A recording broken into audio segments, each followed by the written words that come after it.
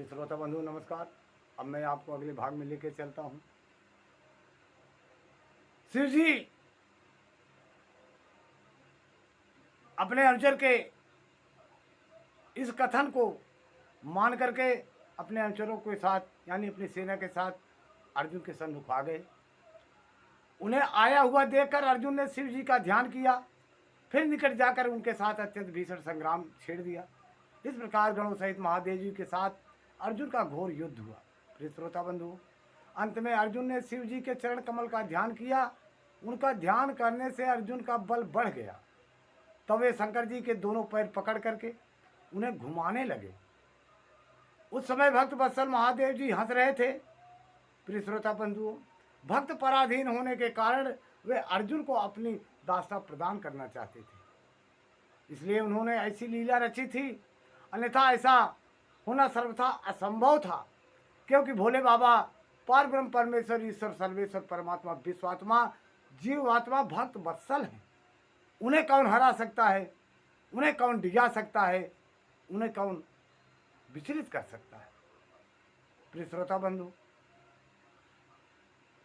अन्यथा ऐसा होना सर्वथा असंभव था। तत्पश्चात शंकर जी ने भक्त परवस्था बस के कारण मुस्कुरा कर वहीं अपना सौम्य एवं अद्भुत रूप सासा प्रकट कर दिया।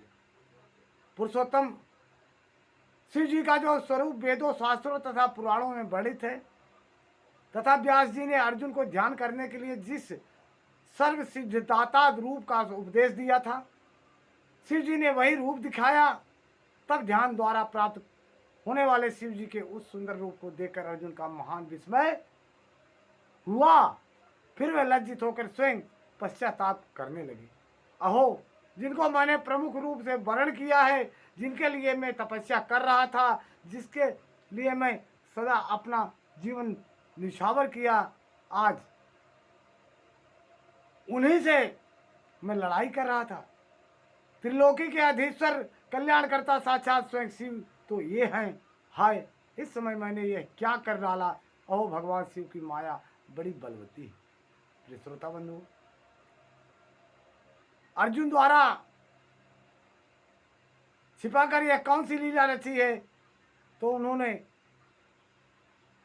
इस प्रकार अपनी बुद्धि से भली बात विचार करके कहा। अर्जुन ने प्रेम पूर्वक हाथ जोड़कर एवं मस्तक झुकाकर भगवान शिव को प्रणाम किया। फिर खिन्न मन से कहने लगे। क्या कहा?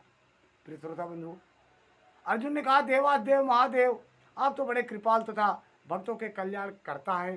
सर्वेश्वर, आपको मेरा अपराध क्षमा कर देना चाहिए। इस समय आपने अपने रूप का छिपाकर यह कौन सा खेल किया है? आपने तो मुझे छल किया। आप स्वामी के साथ युद्ध करने वाले, मुझको धिक्कार है कि मैंने आपको पहचाना नहीं। इस प्रकार पांडव पुत्र अर्जुन को महान पश्चाताप हुआ। तत्पश्चात वे शीघ्र ही महाप्रभु शंकर जी के चरणों में लौट गए। यह देखकर भक्त वत्सल महेश्वर का चित्त प्रसन्न हो गया। तब वे अर्जुन को अनेकों प्रकार से आश्वासन देकर यूं बोले, हे पार्थ, तुम तो मेरे परम भक्त हो, अतः खेद न करो। यह तो मैंने आज तुम्हारी परीक्षा लेने के लिए ऐसी लीला रची थी, इसलिए तुम शोक त्याग दो।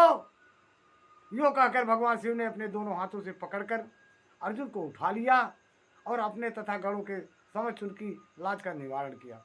फिर भक्त वत्सल भगवान शंकर वीरों में मान्य पांडुपुत्र अर्जुन को सब तरह से हर्ष प्रदान करते हुए प्रेम पूर्वक बोले, हे पांडवों में श्रेष्ठ अर्जुन, मैं तुम पर परम प्रसन्न हूँ, अतः अब तुम वर मांगो। भोलेनाथ ने बड़े प्रेम से अर्जुन को उठा करके बोला, अय अर्जुन, तुम हमसे वर मांगो। इस प्रकार तुमने जो मुझ पर प्रहार एवं आघात किया है, उसे मैंने अपनी पूजा मान लिया है।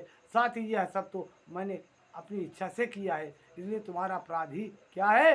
अतः तुम्हारी जो लालसा हो वह मांग लो, क्योंकि मेरे पास कोई भी ऐसी वस्तु नहीं है जो तुम्हारे लिए अदेय हो। प्रिय श्रोता बंधुओं, यह जो कुछ हुआ वह शत्रुओं में तुम्हारा यश और राज की स्थापना के लिए अच्छा ही हुआ। यह भोलेनाथ ने फिर दोबारा कहा। प्रिय श्रोता बंधुओं,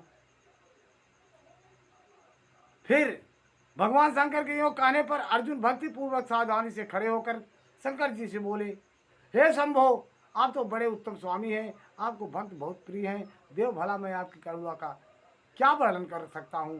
सदाशिव आप तो बड़े कृपालु हैं। यूँ कहकर अर्जुन ने महाप्रभु शंकर के संबंध युक्त एवं वेद सम्मत स्तुति प्रारंभ कर दी। प्रिय श्रोता बंधु,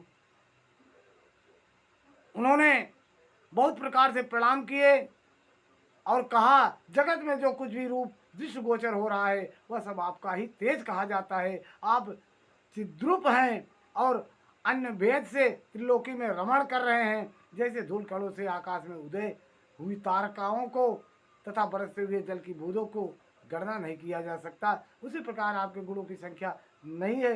नाथ, आपके गुणों का गणना करने में तो वेद भी समर्थ नहीं है। मैं तो एक मंद बुद्धि व्यक्ति हूँ, फिर मैं उनका वर्णन कैसे कर सकता हूँ। इस प्रकार अर्जुन ने तमाम स्तुतियाँ भोलेनाथ की। भोलेनाथ बहुत प्रसन्न हुए।